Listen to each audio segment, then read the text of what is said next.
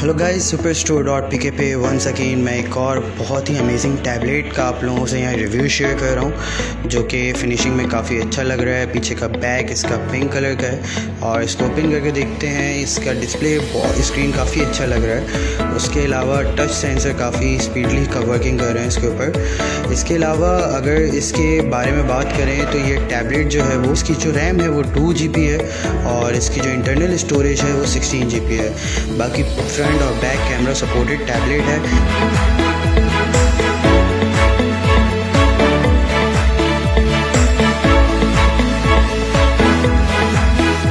बाकी आप इसके ऑप्शंस देख सकते हो, काफ़ी अच्छे इसमें ऑप्शंस अवेलेबल हैं। सो आई थिंक आप लोगों को ये ज़रूर बाय करना चाहिए। मैं आप लोगों को रिकमेंड करूँगा आप ये ज़रूर बाय करें और काफ़ी अच्छी क्वालिटी प्रोवाइड कर रहे हैं ये लोग।